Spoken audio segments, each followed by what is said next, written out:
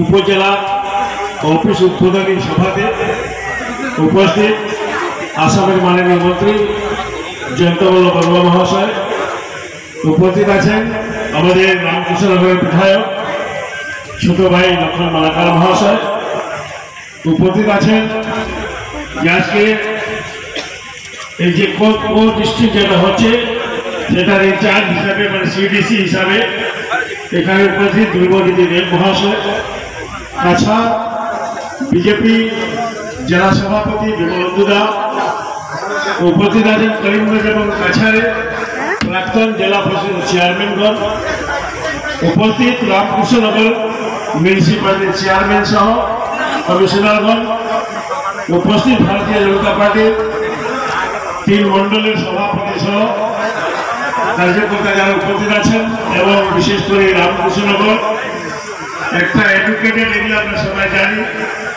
এই রামকৃষ্ণনগর অঞ্চলের সুধী জনসাধারণ।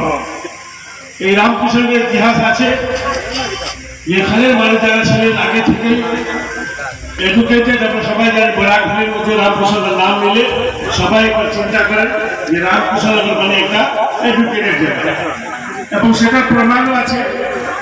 অনেক আগে থেকে এই রামকৃষ্ণনগর বিদ্যাপীঠ আরম্ভ করেছিলেন এখানে যারা ওই টাইমের মানুষ ছিলেন, ভালো চিন্তাধারা নিয়ে শুরু করেছেন রামকৃষ্ণ বিদ্যাপীঠ, যাতে এই অঞ্চল থেকে অঞ্চলের শিক্ষার প্রচার আমরা করতে পারি। ওদেরকে আমি ধন্যবাদ জানাই, কৃতজ্ঞতা জানাই। ওনারা যে চিন্তাধারা নিয়ে এই রামকৃষ্ণনগর কিভাবে ডেভেলপ হবে ওরা স্টার্ট করেছিলেন এডুকেশন থেকে। রামকৃষ্ণ বিদ্যাপীঠ হয়েছে, তারপর রামকৃষ্ণনগর কলেজ হয়েছে, এবং এখান থেকে অনেক মানুষ আমরা যারা জানি এই ভারতবর্ষে, নট অনলি ভারতবর্ষ, ভারতের অনেক বাইরে অ্যাব্রড অনেক মানুষ আমাদের এই রামকৃষ্ণনগর আছে, কোনো ডাক্তারি করছেন, ইঞ্জিনিয়ারিং করছে। এই জন্য রামকৃষ্ণের একটা ঐতিহ্যবাহী জায়গা, এবং ওই মানুষগুলো প্রচেষ্টা অনেক আগে থেকে ছিল যাতে রামকৃষ্ণনগর একটা সাব ডিভিশন দেওয়া হয়। এবং আজকে খুশির খবর, খুশি লাগছে শুনে যে মাননীয় মুখ্যমন্ত্রী রামকৃষ্ণনগরকে জেলা ঘোষিত করে দেন। জেলা মানে জেলায় 90% উপরে কাজ আমাদের এখানে হয়ে যাবে, করিমগঞ্জ যেতে হবে না। গতিকে আমরা যেটা রামকৃষ্ণনগর মানুষের অনেক আগে থেকে যেটা ইচ্ছা ছিল যে রামকৃষ্ণনগর একটা সাব ডিভিশন হোক, আজকে সাব ডিভিশন থেকে বড় হয়ে গেছে, কো ডিস্ট্রিক্ট হয়ে গেছে, মানে জেলা যেমন কম, সমজেলা, সাব না সমজেলা, মানে সমান জেলা সমান। খালি ডেপুটি বা ডিস্ট্রিক্ট কমিশনার থাকবেন না, এখানে কো ডিস্ট্রিক্ট কমিশনার থাকবেন, অল্প কম। আমাদের যারা গরিব মানুষ যারা আছি এই অঞ্চলে, আমাদের যেগুলো কাজ আছে 100% কাজ আমাদের গরিবের এখানে হয়ে যায়। আরো কিছু কাজ যেটা আছে একটু বড়, যেখানে ডিসির দরকার পড়বে, ওই কাজগুলো খালি করিমগঞ্জ যেতে হবে। তাহলে 90% উপরে কাজ আমাদের এখানে হয়ে যাবে রামকৃষ্ণনগর। ওইদিকে আমরা যারা আছি আজকে জায়গার পারমিশন বলুন, অনেক রকম কিছু কাজ আছে যেটা কিনা আমাদের করিমগঞ্জ যেতে হয়, কত দূর যেতে হয়। ছোট্ট কাজের জন্য আমরা যদি যাই করিমগঞ্জ পুরো দিনটা শেষ হয়ে যায়, বিকালে আমরা ঘরে আসি ছোট্ট কাজের জন্য। আজকে আমরা সুবিধা হয়ে গেছে, আধা ঘন্টাও লাগবে না, আমরা কাজ এখানে হয়ে যাবে।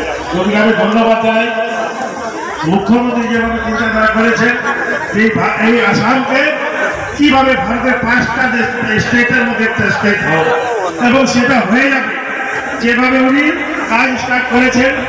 আজকে এবং কালকে মিলে 39টা এরকম কো ডিস্ট্রিক্ট এই আসামে হয়ে যাবে, উদ্ঘাটন হয়ে যাবে। আর আজকে হবে কিছু, আগামীকালকে কিছু হবে, এই 2 দিনের মধ্যে 39টা হবে। ফেব্রুয়ারিতে আরো বাকি কিছু আছে, সেটাও হয়ে যাবে। গতিকে প্রত্যেক সমষ্টিতে আমার একটা কো ডিস্ট্রিক্ট থাকবে, তখন আমাদের কাজ করতে সুবিধা হবে, হেডকোয়ার্টারে যেতে হবে না। এই ধরনের চিন্তাধারা নিয়ে মুখ্যমন্ত্রী কাজ করে যাচ্ছেন। আমি ভগবানের কাছে, মা দুর্গার কাছে প্রার্থনা করবো উনি আরো সুস্বাস্থ্য থাকুন, এবং আরো কদিন আসামকে চালিয়ে যান, তখন আসাম আমরা ভারতের 5টা স্টেটের মধ্যে একটা স্টেট এই আসামটা হবে। যেভাবে ওনার কাজ করার ইচ্ছা আছে, যেভাবে করে যাচ্ছেন, ওদিকে আবার ওনাকে মা দুর্গার কাছে প্রার্থনা করবো যে উনি সুস্বাস্থ্য থাকুন, আরো ভালোভাবে কাজ করে যান এবং রামকৃষ্ণগড় সহ আসামের সব কয়টি সমষ্টি এরকম ডিস্ট্রিক্ট হোক এবং মানুষের কাজ করতে সুবিধা হয়। এই বলে আমি আমার সবাইকে ধন্যবাদ জানিয়ে বক্তব্য সমাপ্ত করছি।